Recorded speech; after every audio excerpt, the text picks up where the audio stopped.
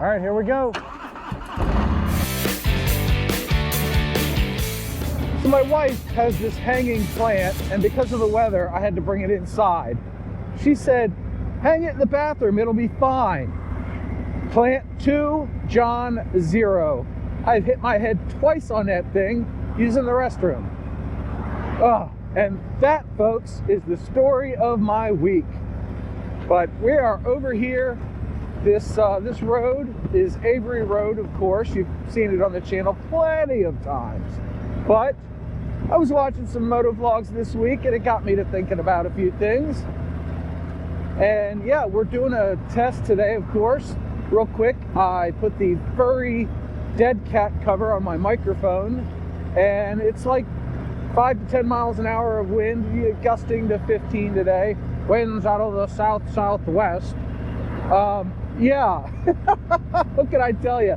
I'm a sucker for doing testing, and I think it's working pretty good. So anyway, Dark Dave Shop, thank you for the suggestion on that one. And let's get into what's been going on this week. And this week has been full of nothing but trials and tribulations. Between the weather, which has been nothing short of stupendous. We've had cold and snow and 80-degree temperatures and blowing winds and calm days. And I haven't been able to get out all week. So I've been really frustrated at that. And then I've had technical difficulties. By the way, the replacement Hero 9 is working great. I have recorded with it for about 9 hours now, and it has been faultless, except my media mod screwed up a couple of times. I was trying to record something and the audio was all screwed up. It was like the mic wasn't plugged in fully, even though it was. So it might be a microphone issue, but beyond that, everything else just seems to be falling. So I'm getting out on a ride to clear my head today and put down on camera everything that's been going on, because that's what a vlog is for, right? That's why you clicked on the video, for my charming personality. But that got me thinking about the progression of a motovlogger. If you're an introvert, then the progression is very slow, I think. Because naturally, I'm an extroverted introvert, but I don't really have any public speaking experience, and I'm just not really good at talking.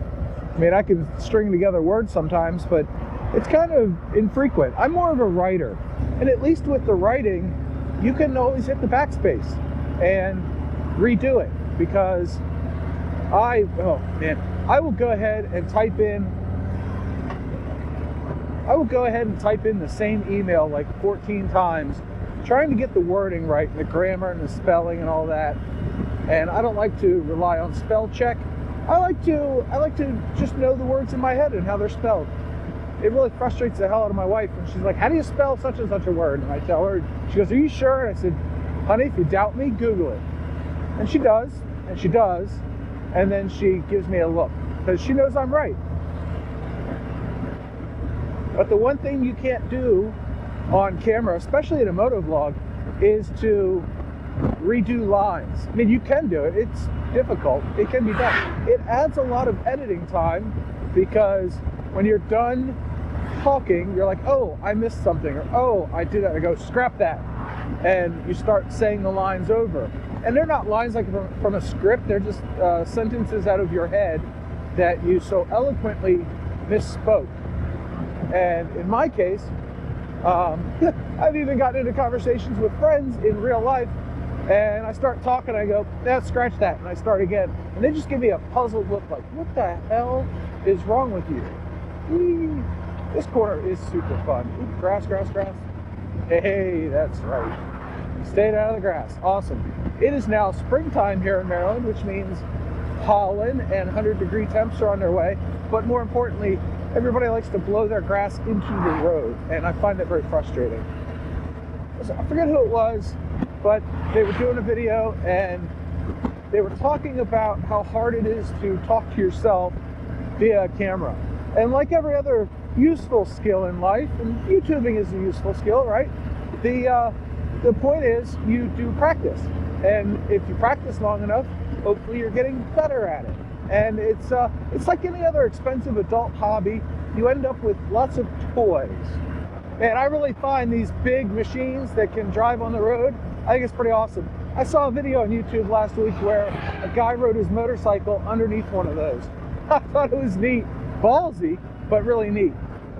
Anyway, hopefully you can still hear me pretty good with the furry dead cat here. But I wanted to move on from that subject and let's make a left. I keep going straight. We're gonna make a left this time. We're gonna go over some speed bumps and stuff. There's some big houses up here.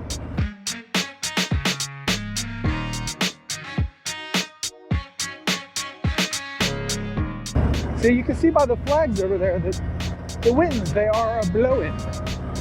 But anyway, the second thing I wanted to talk about, I freaking forget now. It'll come back to me.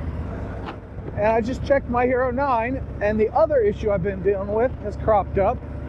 It's rotating in its mount. The wind pushes it more upright, so you see less of the dash and more of the sky, which is not the goal.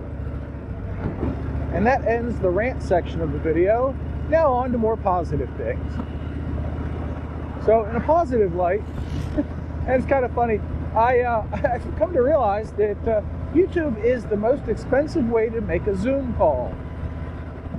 You go out, you record a video, and then you talk about some stuff, and you post it online, and then other people watch it, nice, and they respond to it.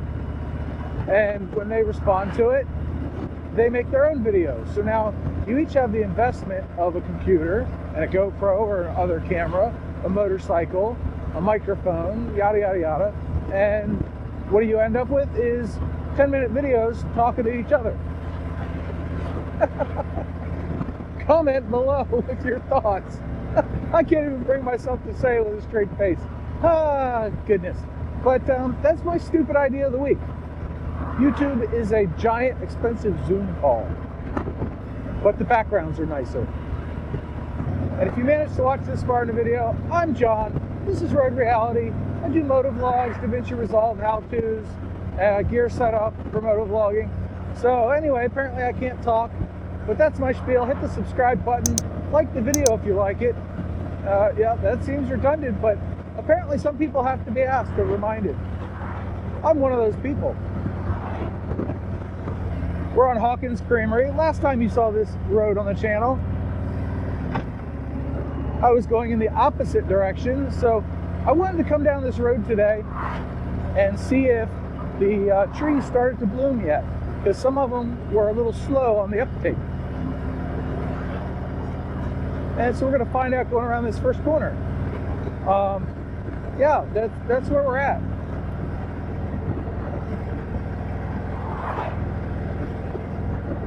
Nope, the trees still have not caught on that it is springtime. Although I see buds on them, you probably can't see them on film. They're very tiny, but they are there. So these trees should be greening up in the coming months. Oh man, they'll be so pretty when they do.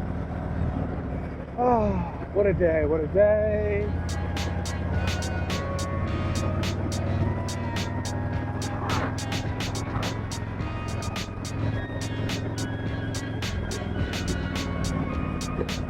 I mean, this wind is something else.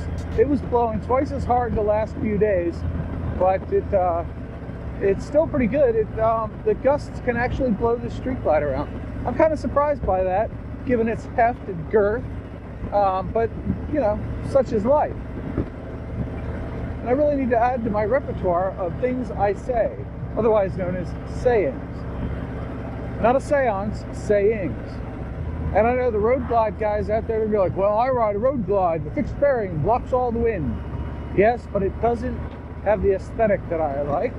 So, no, I'll stick to this. I just have to be wary of the wind a little bit. I'm still trying to think of that third thing I wanted to talk about today. But I was watching Deadliest Catch the other night, and it was on the DVR, so I don't know what day it records, but everything's time shifted for me because I hate watching commercials. And they had some really good points to make. These guys are out there having fun, you know, trying to kill themselves on the Bering Sea and all that. But they did have some fun. They were playing with fireworks. They put them on the launcher for the pots, and they shot them at each other. It was kind of great. The one boat set a trap for another boat to come help him, and when he showed up to help him, he was like, "Ah, gotcha, we're lighting off fireworks in your direction." Pretty funny stuff. But the one captain, I think it was Sig Hansen of the Northwestern, he said, "We have to evolve or there won't be a next year." And that got me to thinking, because I always am evolving in my hobbies, at least I try to be. Nothing ever gets too formulaic. I tend to add new things or add new gear. Hello, camera number 2, camera number 3 sitting at home, and the drone and everything else. The kicker on the Deadliest Catch, though, is that they have this problem where the government has a regulation that says if you don't catch so many crab in 1 year, you got to take a couple years off to let the stocks rebuild. But during COVID, they didn't get a chance to get the boats out and do their summer-fall survey in 2020. So they didn't have any information to give the crabbers. So the crabbers don't know where the crab is. They don't know how much crab there is. So I'm not sure how the government set the quotas, but they're going to penalize the crabbers, and I've said crabbers like 5 times. They're going to penalize these fishermen for not catching the crab that they don't know or if they're there or not, or where they are, if they don't catch them. And I think that's kind of silly, and that's like the definition of bureaucratic oversight, in my opinion. I'd really like to see the government step in and go, "Hey, look, since we didn't get a chance to check our numbers, we're just going to take your numbers and call it a gimme or a do-over or a mulligan," to steal a golf term. Really need to get golfing soon.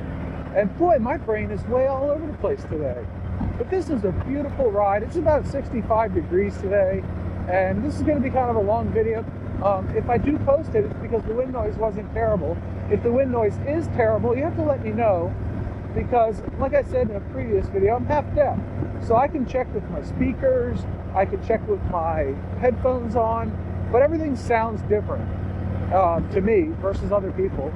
And even across the different devices, everything sounds different. So like my speakers don't put out as much bass as my headphones. So even though I do a de-rumble on the engine noise here to kind of kill it a little bit and bring my voice up, it just doesn't, it doesn't act the same across the listening accoutrement, if you will, or devices, if you want to get technical. Coffee, coffee, coffee, coffee, coffee. I do like coffee. It is my go-go juice when I'm not putting fuel in the bike. Fuel in the bike is the bike's go-go juice. But this is just so scenic out here. I love that it's only a half hour from home. You know, there's something to be said for how I propose that. Speed bump? No, it wasn't. It was a pothole. How I propose there are potholes so close to my house. Everybody has that, but scenic little curvy roads like this one. But yeah, it's going to be a rebuilding year for the Deadliest Catch folks if they don't catch their quota. And if you watch Deadliest Catch, comment below with the words Cornelia Marie, and you'll get a gold star for today. And see, my camera keeps moving back on me. I'm going to pull over and check on it and probably swap batteries. All right, so I pulled over, I checked the batteries, they're fine. They have plenty of juice to get me home. So I didn't change them, but I did get another one of these out. And I found out that I'm an even bigger idiot than I thought, because the Hero 9 wasn't rotated at all when I was rotating it forward. Oh God, I'm stupid. The thing was hitting the mount and not, and what I thought it was hitting was, there's a little, I don't know if you can see it, but there's a little dot, a little like rivet cover thing on the helmet itself. And I thought it was hitting that, but it wasn't. It was going right past that and bottoming out on the mount. So this is my life. I'm an idiot trying to do non-idiot things, and that makes life difficult. Life is a lot more difficult than it has to be for some people. It's hard if you're stupid. And I think Shade Tree Surgeon said that recently, but it's really true. But a couple more thoughts I had on, or at least one more thought I had on being a YouTuber and talking effectively into a camera. It's a lot easier, I think, if you had performance experience first, whether it be a band or CEO or something like that. Because if you're used to public speaking, then you probably are better at formulating words into sentences and speaking your mind about things. And this is something that other people take for granted because they just fire up a camera, hit record, boom, they're off to the races, chit-chatting with their viewers. That's not so easy for me. I'm a computer nerd trying to do this YouTube thing. Hey, look at me remembering stuff. I just remembered the third thing I wanted to talk about today, and then I promptly forgot it. Oh yeah, it's sort of keeping up with the Joneses, but not really. Seems like every spring, and let me know if this happens to you as well, I get the bug to buy a new bike. It's not seeing other people on their YouTube channels buying new bikes so much as it is seeing so many more bikes on the road and like, hey, I could get one of those. Ooh, I could get one of those too. I swear, I'd have a garage about 6 times the size of my house or my living quarters, and it would be full of bikes and cars if I had unlimited funds, which I do not. So anyway, how do you do that? How do you not buy a new bike all the time? I see lots of new shiny sheet metal, and I just want to collect it all. They're like Pokemon for adults. Just want to buy them all. Ooh, look at that. Is that a Shelby? Yeah. Nice. Oh, that sounded good. I really don't need the extra maintenance or insurance or payments, but, you know, such is life. God, I can't stop saying it. And with that, I bid you adieu. Have a great day. I hope you're happy and safe and healthy and all that. And until I see you in the next video, take care. Talk to you later.